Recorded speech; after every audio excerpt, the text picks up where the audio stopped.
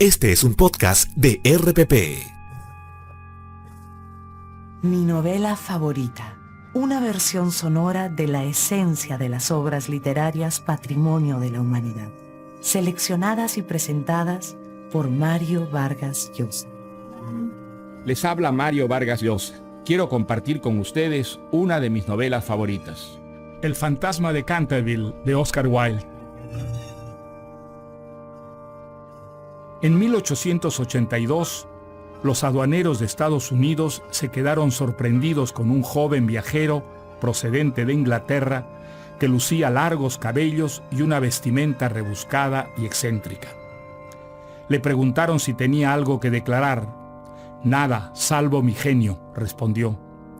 Se llamaba Oscar Wilde, había nacido en Dublín en 1854 y era poeta, ensayista, dramaturgo, exhibicionista, frívolo y genial. Pese a su juventud, se había hecho ya famoso en su tierra natal, Irlanda, y en Inglaterra, por sus posturas decadentes, la brillantez de su ingenio, la rapidez de sus respuestas y su frenética predisposición a sorprender, provocar y ser el centro de la atención. Oscar Wilde demostró precozmente que la frivolidad y la pose no están reñidas con el talento y la originalidad. Desde sus primeros escritos mostró una rica imaginación y un dominio notable de la lengua inglesa, que en sus obras de teatro y en sus poemas se volvía incisiva a la vez que brillante, ingeniosa y sorprendente. En 1895, cuando tenía 41 años, este encumbrado bufón de los salones literarios ingleses sufrió un revés que haría de él un personaje trágico. Acusado de homosexualismo, interpuso una demanda por calumnias que paradójicamente lo sentó a él en el banquillo de los acusados. Fue condenado a 2 años de cárcel como pervertido. Nunca se recuperó del todo de aquella experiencia que documentó en un hermoso poema, La balada de la cárcel de Reading.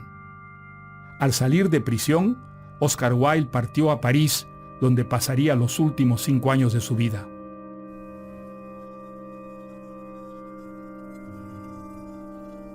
El fantasma de Canterville fue su primer relato. Es una historia de fantasmas absolutamente original, porque en ella, en la oposición entre los seres humanos y las figuras venidas del más allá, son aquellos quienes hacen la vida imposible y derrotan a estos últimos, pobres apariciones que despiertan la piedad y la burla del lector. En el fantasma de Canterville abundan el humor y las frases chispeantes típicas de Wilde, pero la historia está contada muy en serio y se propone ridiculizar la visión supersticiosa y crédula de la vida. El fantasma de la historia, Sir Simon de Canterville, ronda por la casa donde vivió, que ha sido adquirida por el embajador norteamericano Hiram Otis. Allí se instala con su familia. Las apariciones e intentos del antiguo fantasma por espantar al embajador se hacen trizas ante el materialismo indestructible y la racionalidad pugnaz de Mr. Otis. Y escuchemos ahora El fantasma de Canterville, de Oscar Wilde. Cuando el señor ministro de Estado de los Estados Unidos, Mr. Hiram Otis, compró el castillo de Canterville, todos le dijeron que estaba cometiendo una gran barbaridad, puesto que no cabía la menor duda de que ese castillo estaba habitado por fantasmas. El honorabilísimo Lord Canterville, al momento de venderle la propiedad, se creyó en el deber de advertírselo.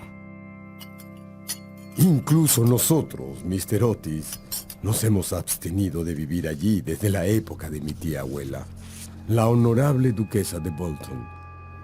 Mire usted que una noche, 2 manos de esqueleto se posaron sobre sus hombros mientras se vestía para cenar. Ella nunca se repuso por completo. Suena terrible. El fantasma existe, ministro. Se lo aseguro. Hace más de 3 siglos que se le conoce. Data con precisión de 1574 y se muestra cada vez que está a punto de ocurrir un deceso en la familia. Vamos, vamos, Lord Canterville. En esos momentos también aparecen los médicos. Compraré el inmueble con fantasma y todo. Pero es que ese fantasma existe. Con fantasma y todo. Pero... En fin, si eso es lo que quiere, dese usted el gusto. Solo le ruego que recuerde que yo lo previne.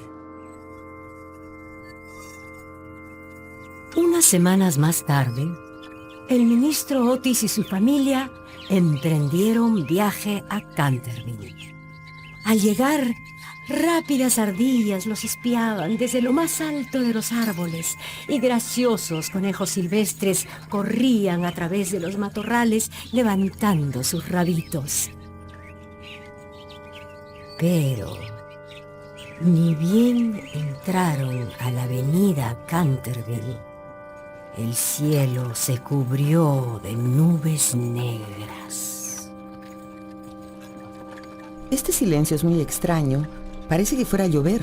La señora Otis era una mujer bellísima, con unos ojos hermosos y un perfil soberbio. Virginia, querida, pásame el bolso marrón, por favor. Quiero abrigar a tus hermanos.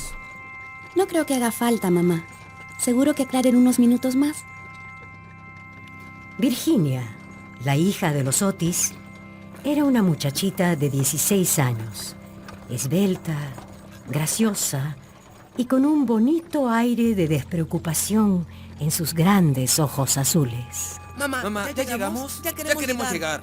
Después de Virginia, venían los encantadores. Queremos llegar. Es un largo viaje, queremos llegar.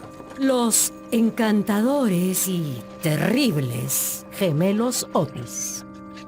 Querida familia, con ustedes a su derecha, nuestra nueva residencia de verano, el castillo de Canterville.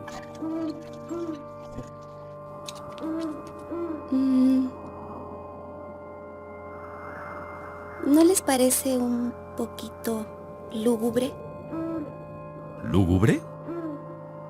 En la entrada del castillo los esperaba una mujer muy vieja y muy digna. Era la señora Amney, el ama de llaves. Estimada familia Otis, sean ustedes muy bienvenidos al castillo de Canterville. Hizo una profunda reverencia. Por favor, acompáñenme. Los Otis atravesaron un hermoso vestíbulo estilo Tudor y llegaron a la biblioteca. Era un salón muy espacioso que terminaba en un amplio y fino ventanal con bellos vitrales de colores. Precioso. Este castillo es simplemente... ¿Y eso? La mirada de la señora Otis había caído sobre una mancha de color rojo oscuro que resaltaba sobre el suelo de mármol, justo delante de la estufa. Aquí se ha derramado algo. Sí, señora. ¿Qué es? Es sangre, señora. ¿Sangre? No quiero manchas de sangre en mi biblioteca. Es urgente limpiar eso, por favor, señora. Pero es la sangre de Lady Leonor de Canterville, asesinada en este preciso lugar de la biblioteca por su marido, Lord Simon de Canterville, en el año de 1565.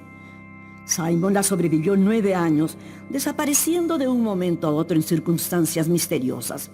Su cuerpo nunca fue hallado, pero su espíritu culpable sigue penando en este castillo. ¿Así? Sí. Esa mancha de sangre ha sido muy admirada por los turistas que visitan el castillo, señora Otis, y por otras personas de bien. Y además le aseguro que limpiarla es imposible. Pamplinas, señora, pamplinas. Cualquier buen detergente norteamericano hará desaparecer esa mancha en un abrir y cerrar de ojos. Por suerte hemos traído con nosotros una buena dotación de productos de todo tipo. Aquí está. Este quitamanchas es excelente. Y antes de que el ama de llaves, aterrada, pudiera intervenir, el señor Otis ya estaba frotando vivamente el suelo de mármol con una barrita negra. Ya sabía yo que el buen quitamanchas Pinkerton la borraría por completo. Pero el auténtico, Cuídese de las imitaciones. Un relámpago formidable había iluminado la estancia sombría. En esta casa yo he visto cosas que le pondrían los pelos de punta a cualquier cristiano. Disculpe, pero nosotros no le tenemos miedo a los fantasmas, señora Amni. En absoluto. De modo que recupérese, retírese a sus aposentos y tenga usted muy buenas noches. Durante toda la noche rugió una gran tempestad, pero no se produjo nada extraordinario.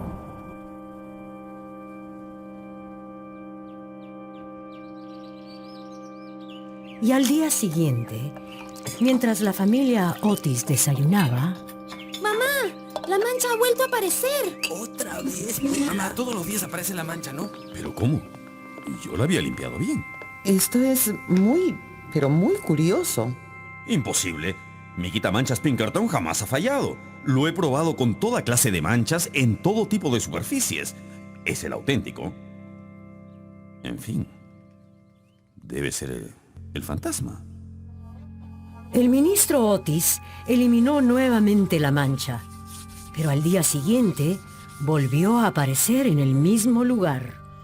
El ministro la limpió nuevamente y al día siguiente apareció una vez más.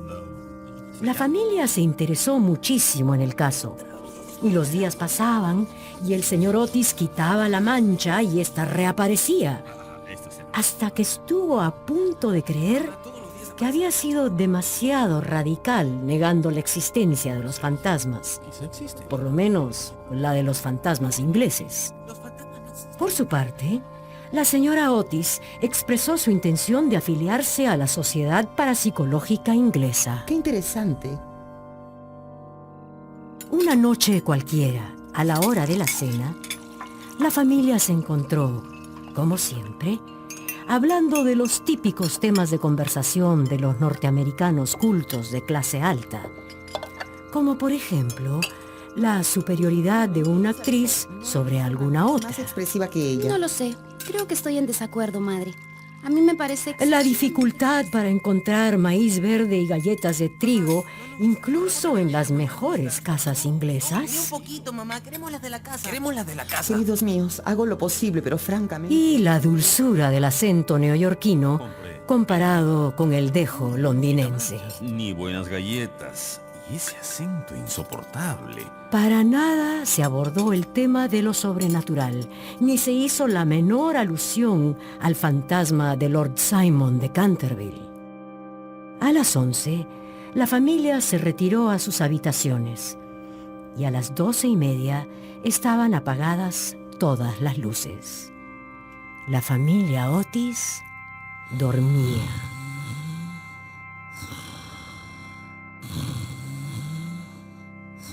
Cuando de pronto...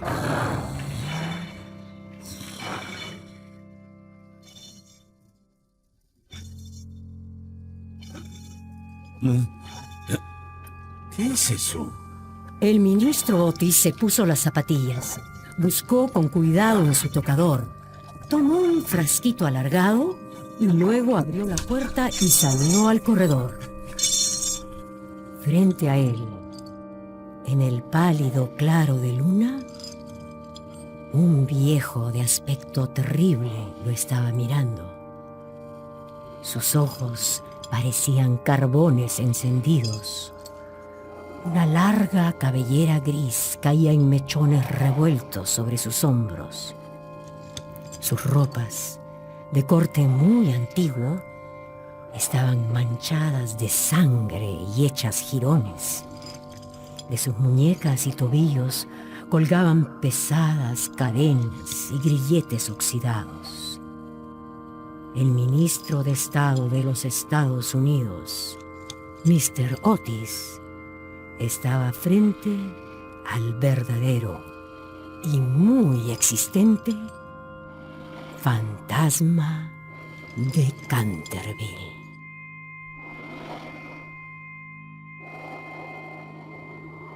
Distinguido Lord Simon de Canterville, permítame que le ruegue vivamente que engrase, por favor, esas cadenas. Le he traído para ello una botella de lubricante.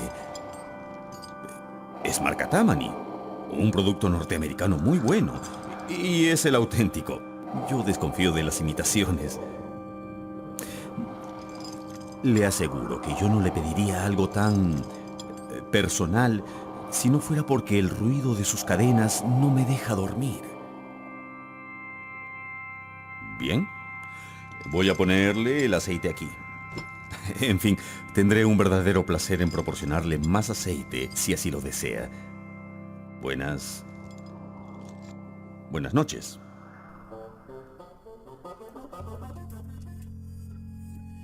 Dicho esto, el ministro de los Estados Unidos entró a su cuarto, cerró la puerta y se volvió a meter a la cama. El fantasma de Canterville permaneció un largo momento inmóvil. Lleno de rabia, el fantasma había tirado el frasco de aceite contra el suelo. Se alejó a tranco largo por el corredor, despidiendo una extraña luz. Sin embargo, cuando estaba por llegar a la gran escalera de roble,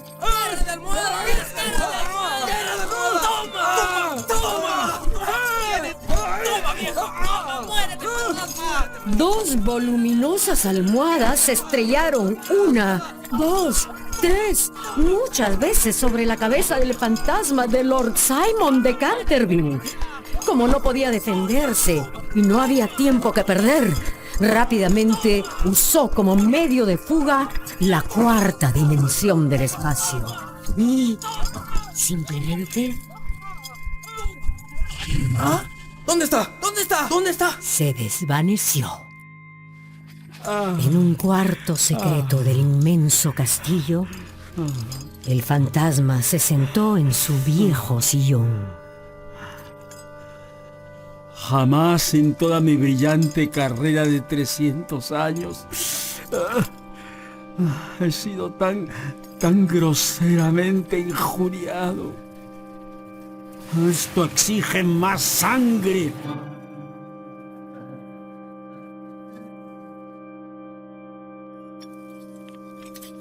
Cuando al mediodía siguiente el almuerzo reunió a la familia Otis, por fin se discutió extensamente el tema del fantasma, pues ya nadie dudaba de su existencia. Yo no quisiera en modo alguno agraviar al fantasma. Pero si el señor fantasma se empeña en no hacer uso del auténtico aceite que puse a su alcance, pues nos veremos precisados a quitarle las cadenas. Por suerte, todo el resto de la semana el fantasma de Canterville no se hizo sentir. Lo único que llamó la atención de la familia Otis fue la continua reaparición de la mancha de sangre sobre el mármol de la biblioteca. Era algo muy curioso. Algunas mañanas la mancha era de color rojo oscuro, casi violáceo. Otras mañanas amanecía bermellón. Luego apareció de un púrpura espléndido. Y unos días después, cosa muy curiosa, la mancha de sangre lució de un hermoso verde esmeralda. Estos cambios caleidoscópicos divertían en grande a la familia y hasta comenzaron a hacerse apuestas. Que mañana amanece azul. Lo mismo a que aparece amarilla. Solo la joven Virginia no tomaba parte en esas bromas. Ella siempre quedaba impresionada ante cada nueva mancha. Y la mañana en que apareció verde... ¡No! ¡Verde, no! El siguiente domingo por la noche, el fantasma hizo su segunda aparición física. Los señores Otis estaban en la sala del castillo. Disculpa, querido, ¿ese señor de allí no es el fantasma? Sentado en la biblioteca, en un sillón de alto respaldo, el fantasma de Canterville se restregaba las rodillas con una expresión de agudo dolor en el rostro. Voy a ver qué le pasa. Me temo que está usted indispuesto, milord de Canterville. Tome usted. Es un buen remedio. Si se trata de una indigestión, esto le sentará muy bien. Y si se trata de un resfrío... El fantasma miraba a la señora Otis con ojos llameantes de furor. ¡Ahí está el fantasma! ¡El fantasma! ¡Trae las almohadas! ¡Rápido, Profundamente desalentado y sin ánimo para enfrentar otra guerra de almohadas, Lord Simon de Canterville se contentó con volverse un poquito fosforescente para luego simplemente desaparecer. Esto no puede ser. Es una vergüenza. Pese a todo, decidió intentarlo por tercera vez. No estoy en forma, por supuesto. Pero voy a aterrorizar a esta familia por lo menos una vez. Una vez nada más y eso bastará para hacerlos morir del susto. Tienen que morir del susto. Iré sigilosamente a la habitación del ministro. Una vez allí, colocaré mi mano viscosa en la frente de su mujer, mientras a él le susurro al oído los secretos terribles de la muerte. Por favor, no. Tamaso, No. hija María. No. Maridión, basta. A los gemelos, a esos sí que les daré una lección. Lo primero que haré será sentarme sobre sus pechos para producirles una insoportable sensación de pesadilla. Luego, con aspecto de cadáver verde y helado, los espantaré hasta dejarlos muertos de terror. Y a la jovencita Virginia, bueno, ella nunca me ha faltado el respeto. Con ella, unos cuantos gruñidos serán más que suficientes.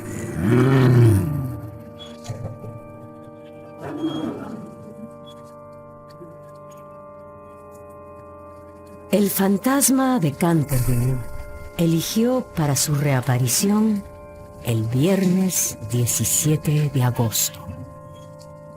El viento era tan fuerte que sacudía y cerraba violentamente las puertas y ventanas del vetusto castillo.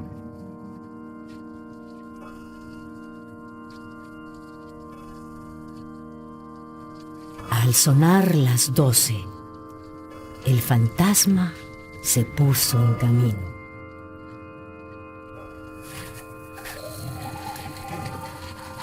La familia Otis dormía, sin sospechar la suerte que le esperaba.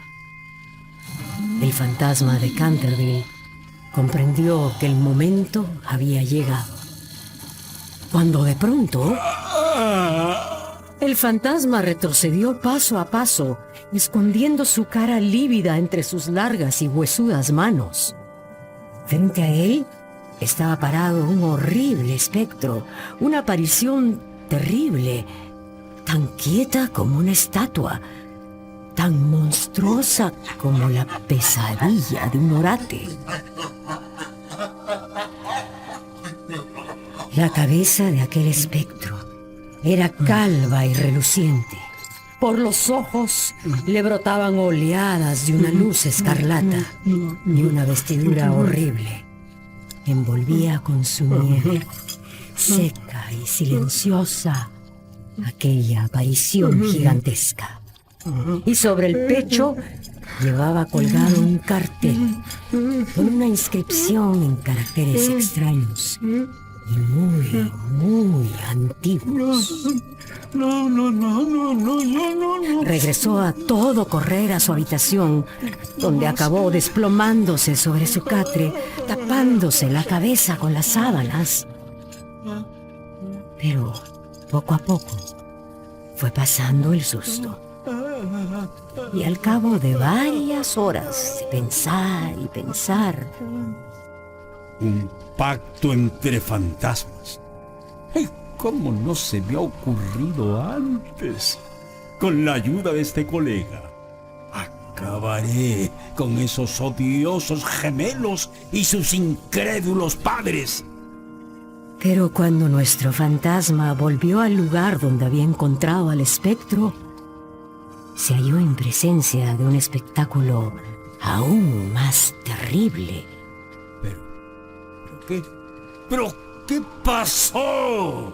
Aquel fantasma parecía no ser otra cosa que una cortina blanca de lienzo grueso sostenida por una escoba. A sus pies yacían un machete de cocina y una calabaza vacía. Todavía sin comprender aquella curiosa transformación, nuestro fantasma recogió con mano temblorosa el cartel que antes había visto colgado del pecho del espectro y leyó estas terribles palabras. He aquí al fantasma Otis, el único espectro auténtico y verdadero. Desconfíen de las imitaciones. Todos los demás fantasmas son falsificaciones.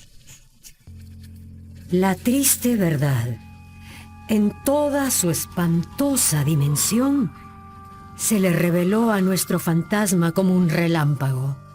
Había sido chasqueado, engañado, engatusado, estafado, embaucado, engrupido. Y en ese momento, lleno de la más inconmovible decisión, apretó sus mandíbulas desdentadas y, levantando por encima de su cabeza sus manos amarillas, realizó el siguiente juramento. Antes que el gallo cante 2 veces, se consumirán sangrientas hazañas y el crimen despertará de su letargo. En esta casa tendrá lugar la peor de todas las venganzas.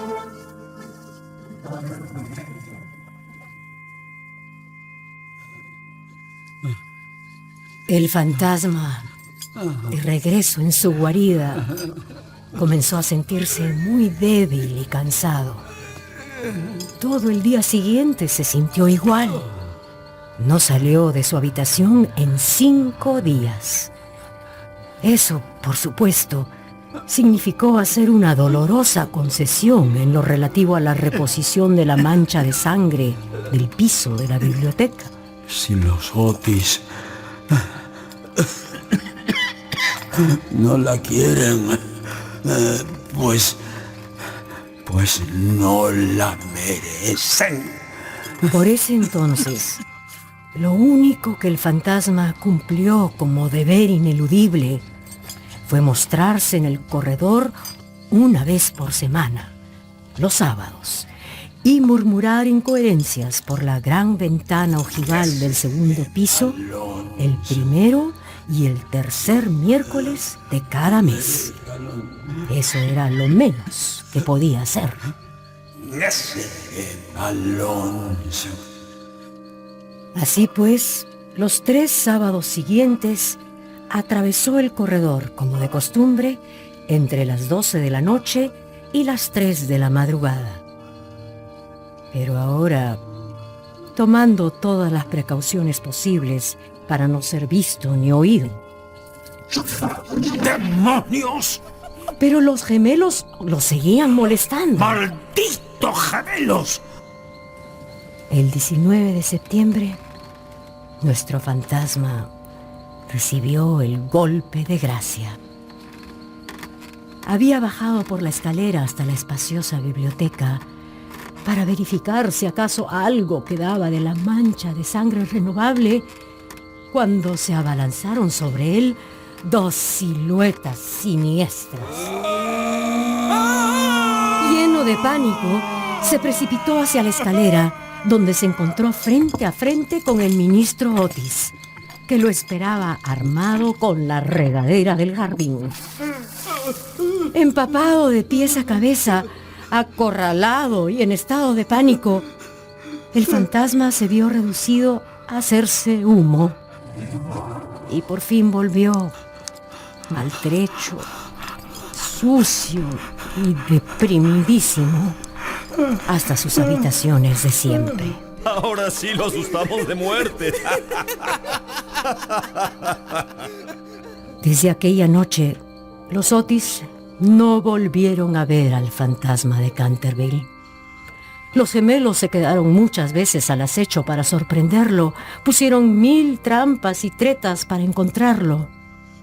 Pero todo fue inútil. Unos días más tarde, después de haber despedido al duque Cecil, un simpático noblecito inglés que la estaba cortejando, la joven Virginia decidió pasear por los corredores del castillo para observar los cuadros que adornaban las paredes. Cuando llegó al salón llamado el Salón de los Tapices, creyó ver a alguien adentro.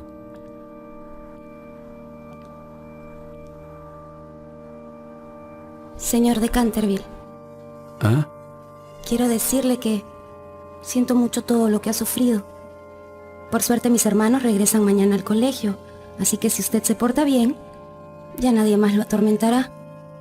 Señorita, para mí es necesario sacudir mis cadenas, gruñir por los agujeros de las cerraduras y recorrer los pasillos por la noche. Esto es lo que usted llama portarse mal, ¿verdad? Imposible no hacerlo. Entonces, portarme mal es mi razón de existir. Esa no es una razón de existir, milord. En sus tiempos fue usted muy malo, ¿sabe? La señora Abney nos contó que usted había matado a su esposa.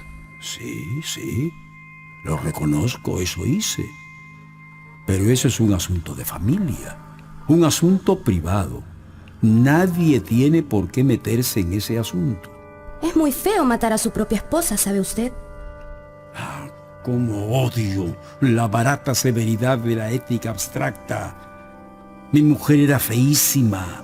No me hacía planchar bien los puños de las camisas y no sabía nada de cocina. Mire usted que un día yo había casado un soberbio siervo, un hermoso macho de 2 años. Pues no puede usted imaginarse cómo lo sirvió. Pero en fin, dejemos eso. Es un asunto liquidado y absolutamente personal. Además, no encuentro nada bien que los hermanos de mi esposa me encerraran allí a morir de hambre. ¿Morirse de hambre? Oh, señor fantasma.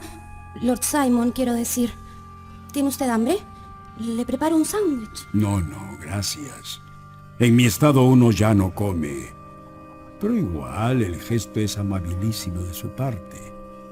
Es usted bastante más atenta que el resto de su horrible, arisca, ordinaria y tramposa familia. Un momentito, Lord Simon. El arisco, horrible y ordinario, es usted. Y en cuanto a trampas y deshonestidades, bien sabe usted que se ha venido robando los colores de mi caja de pinturas para restaurar esa ridícula mancha de sangre. Empezó usted por mis rojos, incluyendo el vermellón, con lo que dejé de pintar puestas de sol. Después, se llevó el amarillo cromo y hasta el verde esmeralda, con lo que me anuló para siempre los paisajes. Pero por favor, Lord Simon, ¿dónde se ha visto sangre color verde esmeralda? ¿Y qué iba yo a hacer? En estos tiempos es casi imposible agenciarse sangre verdadera. Y además, Su padre empezó la guerra con su bendito quitamanchas. En cuanto al color, pues eso es cuestión de gusto y de estirpe. Los Canterville tienen sangre azul, la más azul que existe en Inglaterra Pero ustedes, los norteamericanos, no hacen el menor caso de estas cosas. Es usted quien no sabe nada de nada, señor Fantasma. En cualquier caso, pórtese bien, mi Lord Fantasma, porque si no, pues le diré a mi papá que no mande a los gemelos al colegio por unos días más. Buenas noches. No se vaya, señorita Virginia. Se lo suplico, no se vaya. ¿Qué se le ofrece?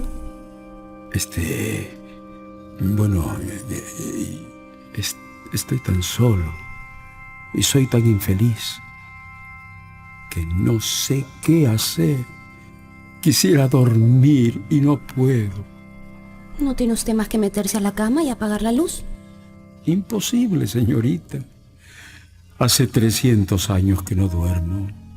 Usted no sabe lo cansado que estoy. Pobrecito. Pobrecito. Pero no existe ningún lugar donde pueda usted dormir. Allá lejos, pasando el pinar, hay un jardín. No sé si usted lo conoce. Ah, ese jardín que llaman el Jardín de la Muerte. Pero en realidad es solo un... Camposanto, sí. Pero debe ser hermoso. Muy hermoso descansar en la blanda tierra oscura, mientras las plantas de cicuta se balancean encima de nuestras cabezas. Escuchar el silencio, ese infinito silencio. Ya no tener ni un ayer, ni un mañana. Olvidarse del tiempo y de la vida. Morar en paz para siempre. Dios mío. Usted puede ayudarme. Puede abrirme de par en par las puertas de la muerte, porque el amor la acompaña siempre. Virginia comenzó a temblar. Un estremecimiento helado recorría todo su ser. ¿Ha leído usted la antigua profecía que aparece en el vitral de la biblioteca? Sí, muchas veces. Cuando una joven blonda logra hacer por fin surgir una oración del corazón del asesino por morir, cuando el almendro estéril sea fértil y dé fruto, cuando en una joven bella brote el llanto por el vil, entonces volverá la dulce paz a Canterville. Pero, ¿qué significa? Que usted deberá llorar conmigo por mis pecados, porque yo no tengo lágrimas, y que tendrá que rezar conmigo por mi alma, porque yo no tengo fe. Y entonces, si acaso ha sido usted siempre dulce, buena y cariñosa, el ángel de la muerte se habrá de apoderar de mí, para que yo pueda al fin morir. Por Dios. En el camino verá usted seres terribles en las tinieblas, y voces funestas murmurarán en sus oídos, pero no podrán hacerle ningún daño, porque contra la pureza de una niña, las potencias infernales no tienen ningún poder. Virginia no contestó. El fantasma se frotaba las manos con desesperación, sin dejar de observar la rubia cabeza inclinada de la bella joven. Y de pronto, ella se irguió, muy pálida y muy decidida. Tenía un fulgor en los ojos. Ya no tengo miedo. Rogaré al ángel de la muerte que se apiade de usted. Eso haré. Entonces el fantasma se levantó de su asiento y, lanzando un débil grito de alegría, tomó la blonda cabeza de Virginia entre sus manos.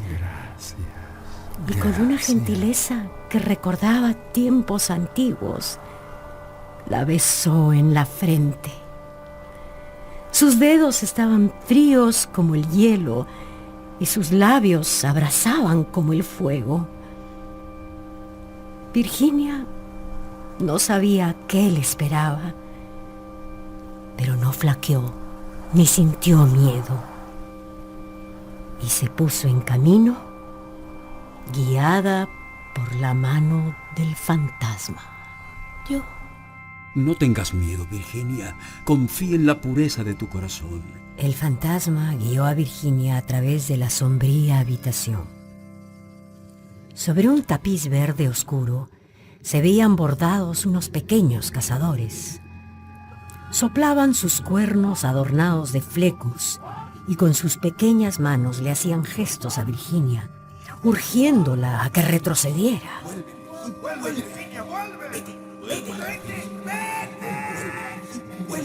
Pero el fantasma le apretaba la mano con más fuerza, guiándola hacia una pared vacía. Cierra los ojos, Virginia, ciérralos. Horribles animales con colas de lagarto y ojazos saltones parpadearon maliciosamente desde los antiguos adornos en relieve de las esquinas de la chimenea, mientras susurraban.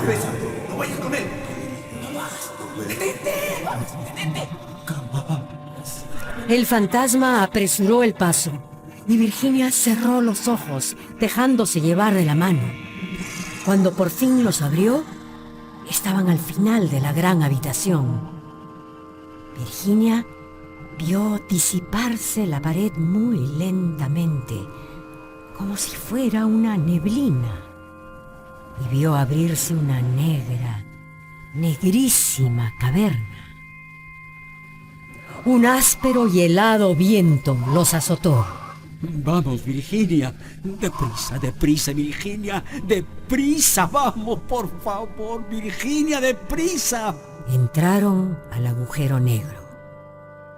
El muro se cerró de nuevo detrás de ellos y el salón quedó desierto, totalmente quieto y silencioso, como si nadie hubiera estado nunca allí.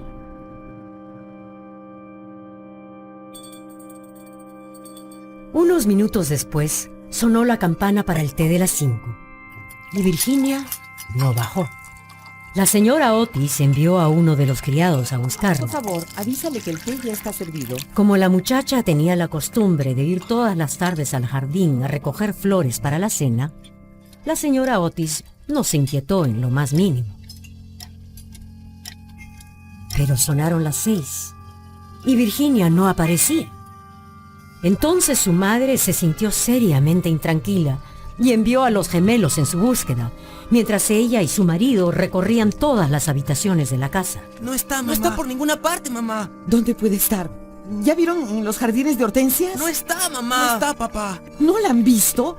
¿Ya buscaron en la caballeriza? Tampoco está en el pueblo, señor Otis. Sí, ¿Por qué no nos ha dicho nada? Ay, Dios mío. ¿Por qué no avisó dónde iría? Puede haberle pasado. ¿Y si algo malo ha sucedido? El ministro Otis, el duque Cecil y el personal del castillo salieron a buscarla. Caminaron durante horas. ¿Y la encontraron?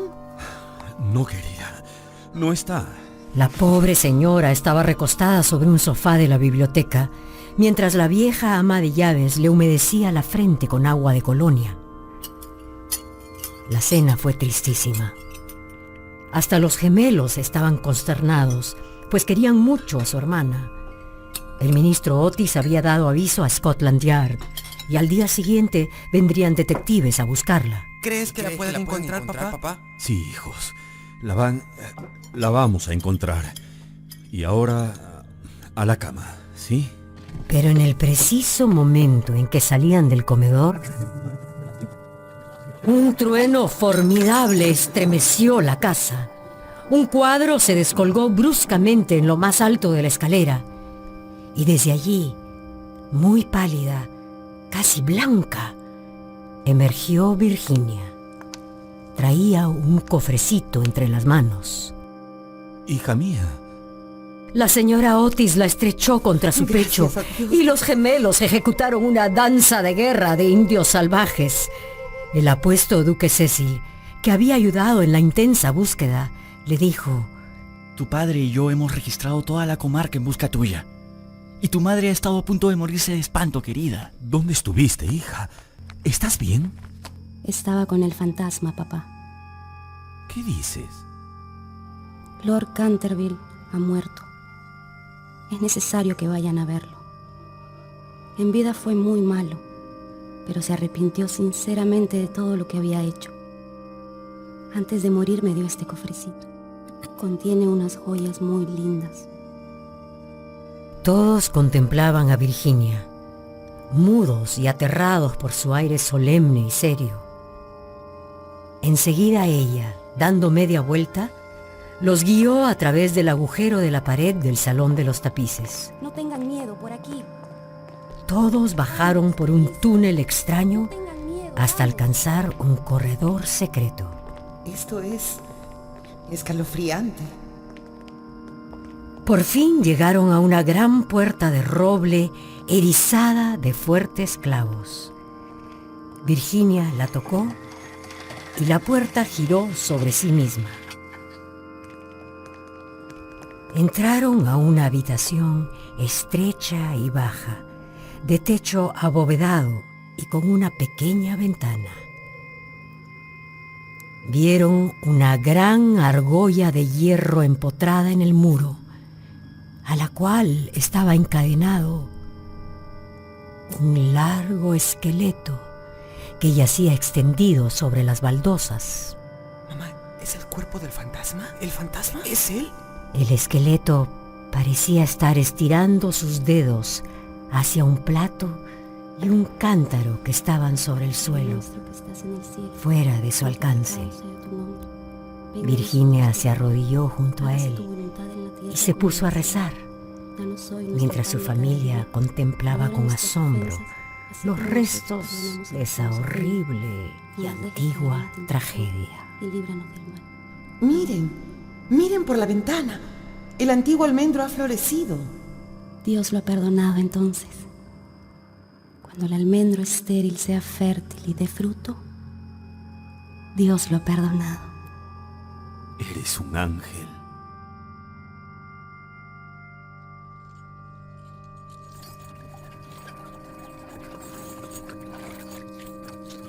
Cuatro días después de estos sucesos, a eso de las 11 de la noche, partió un cortejo fúnebre del castillo de Canterville. La comitiva era grandiosa e impresionante. El carro iba arrastrado por 8 caballos negros y cada uno llevaba adornada la cabeza con un gran penacho de plumas de avestruz. A cada lado del carro marchaban criados llevando antorchas encendidas. Lord Canterville presidía el duelo. Había venido de Gales para asistir al entierro de su antepasado y ocupaba el primer coche. A su lado iba la pequeña Virginia. En el siguiente coche estaban el ministro Otis y su esposa junto a los 2 gemelos. En el último coche viajaba la señora Amney. Después de todo, luego de haber sido atemorizada por el fantasma durante más de 50 años, la vieja señora tenía derecho de verlo desaparecer para siempre. La mañana siguiente, antes de partir de regreso a la ciudad, Lord Canterville se le acercó al ministro y le dijo: Mi querido amigo, su encantadora hija ha prestado un servicio importantísimo a mi desventurado antecesor. Mi familia y yo le estamos muy reconocidos por su maravilloso valor. Gracias, muchas gracias. Pocos meses después, Virginia comenzó a enamorarse del duque Cecil, quien era, por cierto, un joven muy apuesto y muy bueno. Al poco tiempo, finalmente se casaron.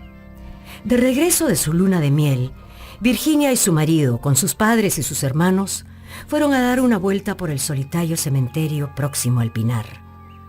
Al principio, a Virginia le había preocupado mucho el tema de la inscripción que debía grabarse sobre la losa fúnebre de Simon de Canterville, pero terminó decidiendo que se pondrían simplemente las iniciales del viejo gentilhombre y los versos escritos en el vitral de la biblioteca. Cuando una joven blonda logra hacer por fin surgir una oración del corazón del asesino por morir, cuando el almendro estéril sea fértil y dé fruto, cuando en una joven bella brote el llanto por el vil, entonces volverá la dulce paz a Canterville. Virginia llevaba unas rosas magníficas que desparramó sobre la tumba. Después de permanecer allí un momento, pasearon por las ruinas del claustro de la antigua abadía. La duquesa Virginia se sentó sobre una columna derrumbada, mientras el duque Cecil, su marido, recostado a sus pies, contemplaba sus bellos ojos. De pronto, tomándola de la mano, Cecil le dijo: Virginia, una mujer no debe tener secretos con su marido. No los tengo, querido Cecil. Si los tienes. Los tienes, Virginia. No me has dicho nunca lo que sucedió mientras estuviste encerrada con el fantasma. No se lo he contado nunca a nadie. Lo sé, pero bien podrías confiármelo a mí. Cecil, te ruego que no me lo exijas. No puedo decírtelo. Pobre Simon. Le debo demasiado. ¿Qué le debes, preciosa mía? Me hizo ver lo que significa la vida, lo que significa la muerte, y por qué el amor es más fuerte que los dos. El duque se levantó para besar amorosamente a su mujer. Puedes ser dueña de tu secreto para siempre, Virginia, mientras yo sea el dueño de tu corazón. Siempre fue tuyo. Pero, ¿se lo contarás algún día a nuestros hijos? ¿Nuestros hijos? Sí, nuestros hijos, mi adorada. Y en ese momento, Virginia se ruborizó.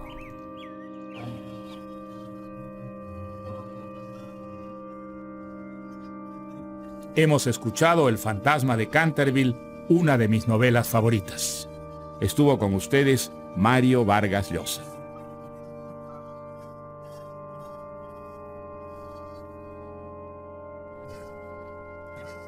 Mi novela favorita. La esencia de las más grandes obras literarias de la humanidad, seleccionadas y presentadas por Mario Vargas Llosa. Con Berta Pancorbo, Carlos Gasols y Claudia Berninson. Adaptación de Cynthia Mackenzie. Dirección general, Alonso Alegría. Es una producción del grupo RPP del Perú. Escucha más capítulos como este y otros podcasts en RPP, sección podcast.